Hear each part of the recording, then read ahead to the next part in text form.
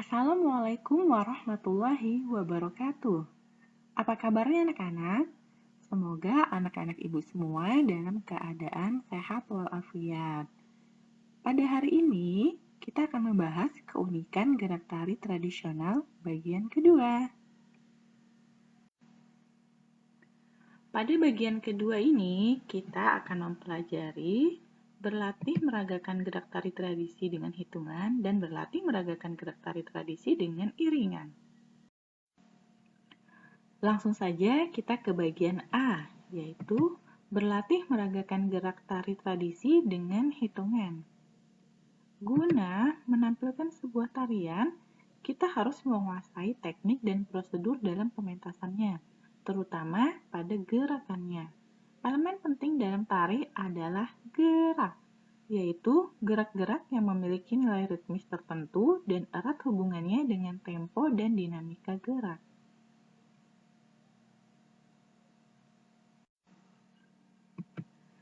Gerak yang ada dalam kegiatan dan kehidupan kita sangat banyak macamnya, antara lain sebagai berikut. Yang pertama yaitu gerak sehari-hari, yang disebut sebagai gerak wantah.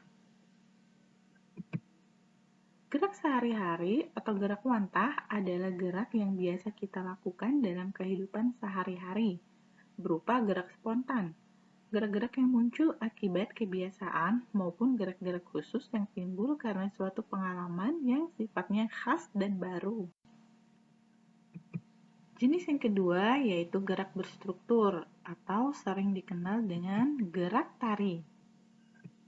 Gerak berstruktur atau gerak tari yaitu gerak-gerak yang memiliki pola tertentu sehingga dapat ditiru dan dipelajari. Gerak ini dibagi menjadi beberapa jenis, yaitu sebagai berikut. Yang pertama, gerak maknawi, yaitu gerak-gerak tari yang bersumber dari kehidupan sehari-hari, yang kemudian diperkaya atau stilisasi, atau dirombak, atau disederhanakan yang sering disebut dengan distorsi. Gerak maknawi adalah gerak yang mempunyai arti atau makna tertentu. Contohnya, gerak bertani, gerak memetik teh, gerak perang, gerak pencaksilat, gerak ulap-ulap, uket karno, memanen, berhias, menjemur, dan menabur. Atau contohnya seperti yang digambar, yaitu gerak menampi. Sedangkan gerak murni yaitu gerak-gerak tari yang sengaja diciptakan untuk keperluan tari, dengan maksud menampilkan kesan keindahan atau artistiknya. Gerak murni adalah gerak yang tidak mempunyai arti tertentu. Gerak ini dilakukan untuk mendapatkan kesan artistik yang mendukung gerakan tari. Contoh gerakannya yaitu gerak sekar sun, ukal manis, melenggang, mengayun, mengibas rambut, mengibas selendang, menggeleng kepala, berputar, jalan di tempat, dan memutar lengan. Jenis yang ketiga yaitu gerak koreograf atau sering kita dengar yaitu koreografi. Gerak koreograf atau koreografi yaitu bentuk penampilan keseluruhan dari awal hingga akhir. Ritme dan organisasi geraknya memiliki konsep yang berhubungan dengan unsur luar gerak sebagai pendukung tarian, baik yang bersifat internal atau eksternal. Penampilan tari di masing-masing daerah di Indonesia berbeda antara daerah yang satu dengan daerah yang lainnya. Hal ini disebabkan oleh jenis tari dan asal tariannya. Gerak merupakan unsur utama sebuah tarian.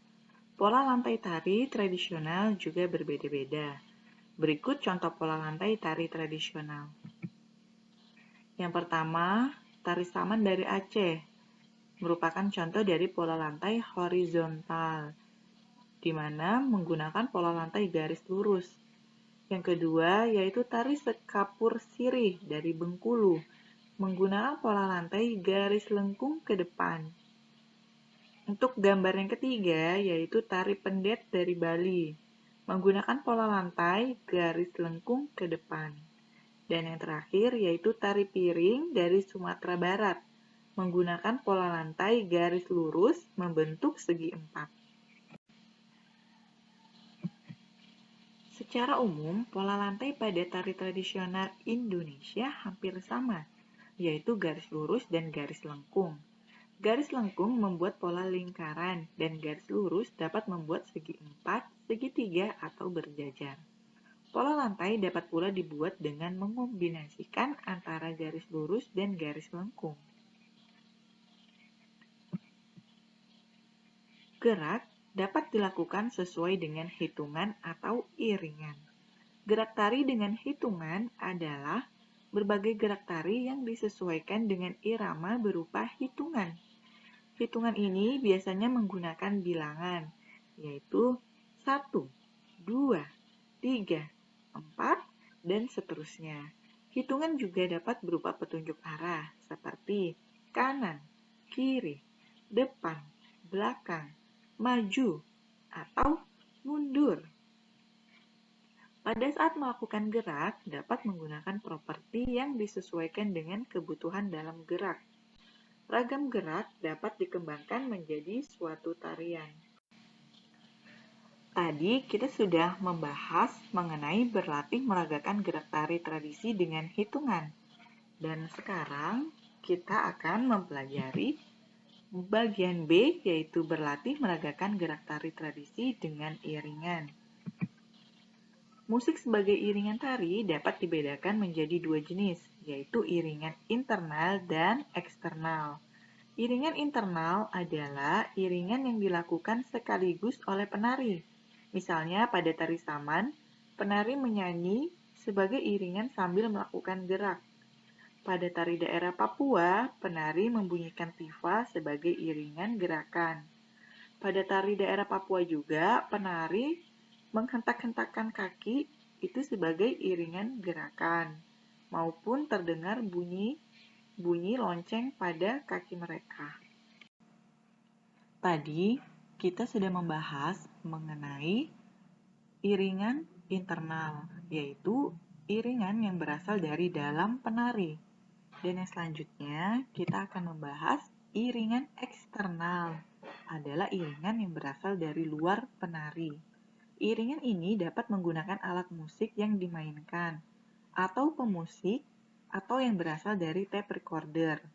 Yang biasanya kita tonton, musiknya itu berasal dari musik MP3, ataupun hasil rekaman dari daerah masing-masing daerah di Indonesia.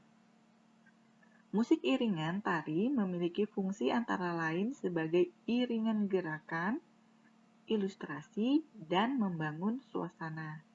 Setelah ini, Ibu akan menampilkan video tari yang berasal dari tim tari SMP Negeri 1 Sangatta Selatan. Mohon disaksikan sampai habis, karena soal yang akan Ibu berikan berhubungan dengan tarian yang ada di video. Selamat menyaksikan.